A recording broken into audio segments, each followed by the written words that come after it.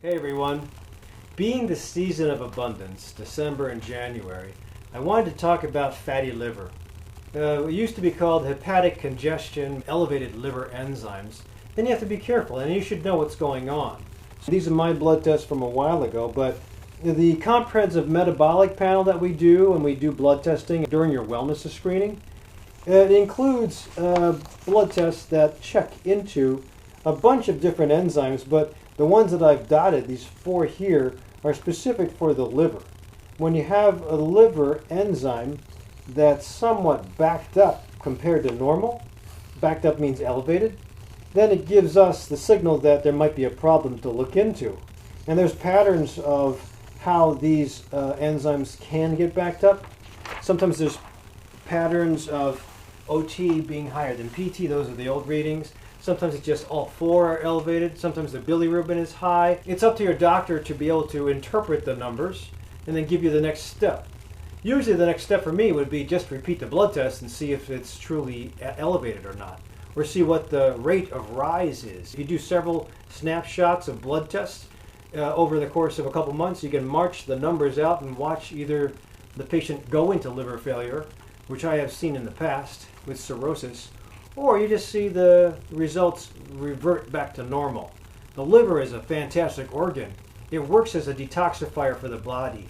So anything you put on your skin, anything you inhale, anything you drink, anything you eat, it has to go through the bloodstream and eventually it ends up in the liver.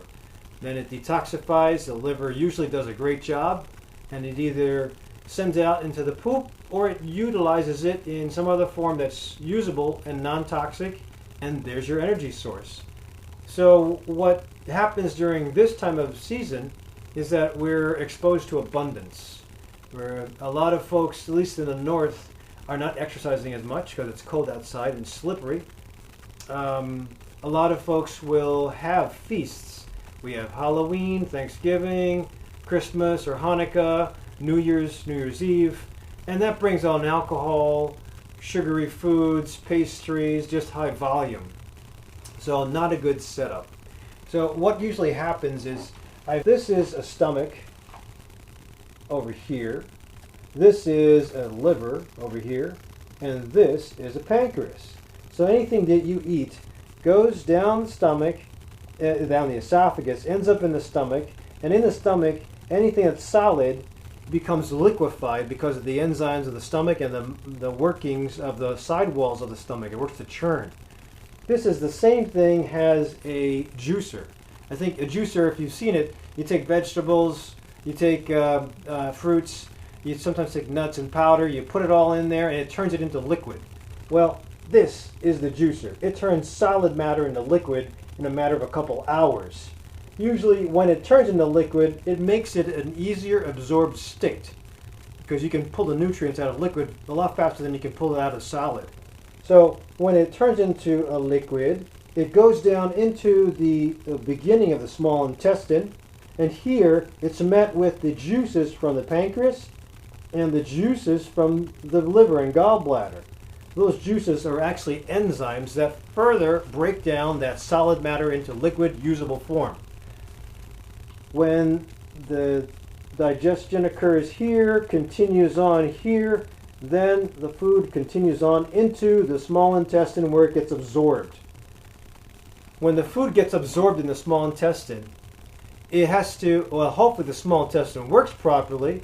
It'll allow those basic building blocks in that the body wants, and it'll not allow the stuff that you don't want in, like yeast or toxins or gluten or big proteins. You don't want that crap in you. So usually the lining of the small intestine keeps it out, unless you have leaky gut, at which point everything gets in and you get allergic to everything. But for the sake of the talk today, once the food starts to get absorbed in the small intestine, it goes through the walls, gets into all these blood vessels that are on the sidewalls. Then the blood vessels take all the nutrients, the basic building blocks, and bring it back to the liver through the portal system. That's the blood vessel system in the body. Once things head back into the liver will essentially take an agent, take another agent, detoxify, and send it off or store it in the matter that it wants to. If you're highly stressed, it'll put it into little energy packets so you can utilize that energy fast. If you're in love and you're not stressed out, it'll send it down to the gonads, it'll make hormones, it'll put it away for future reference. Digestion continues to depend on how your mood is and if you have a mindful practice. So those of you who don't believe in mindful practice or don't have a mindful practice that I keep on trying to stress, that's what happens. I mean, even if you eat a morsel of food, if you're totally stressed out and you eat just a little mouth bite of food, if your body's stressed out, it's going to put it straight into the fat so that you can utilize that little energy packet immediately. If you're in love, then it puts it down into the gonads so you don't get fat. And how many of you seen a teenager that doesn't have any care in the world, they eat a gallon of ice cream, they eat 3 Big Macs, and they don't gain weight? Well, how is that? I think part of that, I believe, part of that is because they're not stressed out. And if they're not stressed out, they can digest better. They have factory furnaces that can digest anything. The fire is strong. What happens when an overweight person who works 50 hours a week and just eats a little bit, but still gains weight and gets bloated? Well, that's because their digestive system is in fight or flight mode, and it's putting everything in the fat for really fast extraction in case we have to run or fight. I don't know what this is. It's running or fighting, I guess. But anyway, so you see how the liver is supposed to be in charge of all that stuff. And the liver is dependent on how the brain is working, but the liver sometimes can get backed up. If during the season the liver has to deal with popcorn, assorted caramel, whatever this popcorn is that I bought to help out a local high school, this stuff is really addictive. I mean, I usually will have dry roasted nuts and have a handful, and I'm good with my fiber, and that's fine.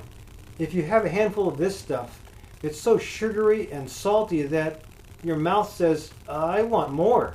And you want to have that taste fulfilled again. And really, I just can't stop these things, so I got to either give them away or throw them away. The other part of abundance is alcohol, and we're going to be exposed to it. There's nothing wrong with a little bit of alcohol. There are some studies that show 1 alcohol beverage a day is healthy, and you can interpret the study any way you want, but if you have a fatty liver, you shouldn't be touching alcohol. This is my last alcohol from the 10-10-10 marathon. You know, the only thing I was thinking about as I was breaking the tape was having a couple beers, and at that point in time I said, you know, it's not serving me, I probably shouldn't be drinking beer like that anymore.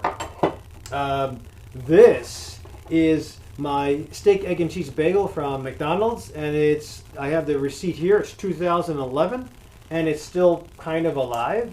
I always take this to my lectures, but you have to be careful because this is still alive. I don't know why it's still alive, or why it still looks fresh from 2011. That's 5 years ago, but I'm sure if my liver has to break this down 1 a week, it'll probably do a good job.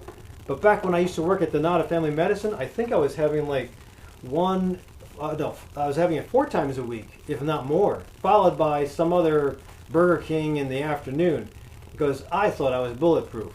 Little did I know I would have wound up on the ICU table getting shocked, but that's for another time. These are the 10 packs of McDonald's sugar that I used to put in my large cup of coffee that I would have every morning, and then again in the afternoon when I got tired because I crashed from the insulin dump. So all that crap that I just showed you is a way, if you want to ensure you get a fatty liver and go into cirrhosis, you just take a lot of that.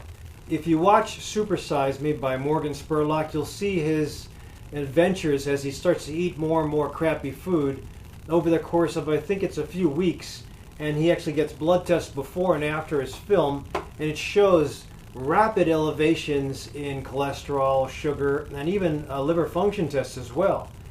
So that was with him forcing all the crappy stuff in. And this can happen to you too. Now, most of my patients don't really indulge in that. I've got a couple who are at that level, and we're trying to work with changing lifestyle. But going back to the fatty liver part, if you are taking in too many things, then the liver will start to back up. It'll get really big because it has to make every cell in the liver that's a hepatocyte do its job. Every lobe of the liver will have to be kicked into overdrive.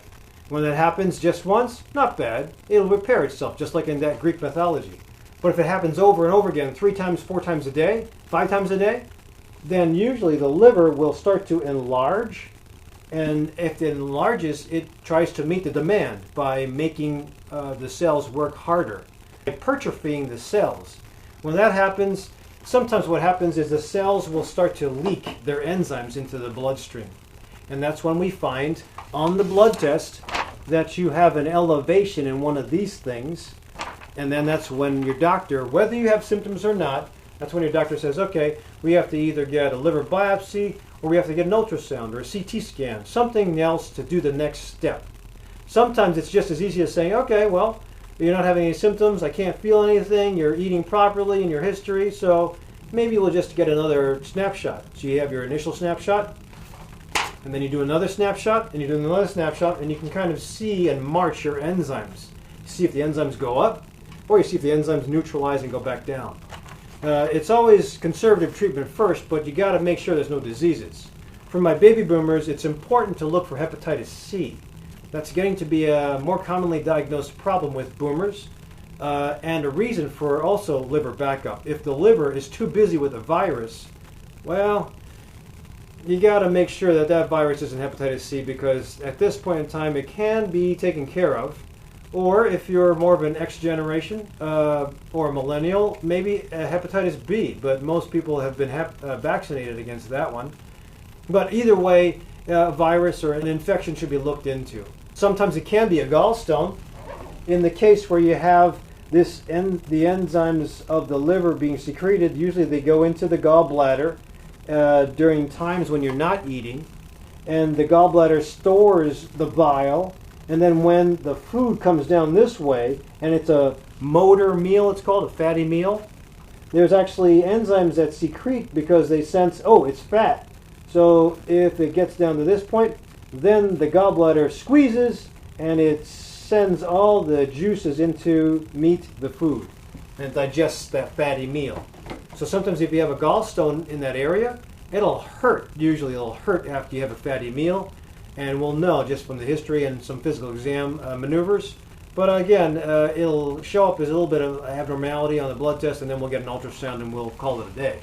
Then we'll have your gallbladder taken out. The bottom line is that if you have any reasons for a fatty liver, it's important to, number one, come up with a diagnosis. That's blood test, ultrasound, maybe biopsy.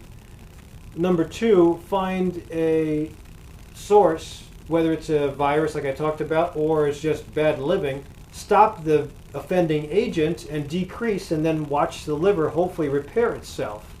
But if I was to tell that to everybody with a fatty liver, we wouldn't have a problem and we wouldn't have fatty liver. But all the stuff I just mentioned is very addictive and it's yummy, and sometimes in times of stress we hunt for that stuff that's easily accessible versus cooking a good meal, going to a restaurant, going to the grocery and picking out healthy stuff.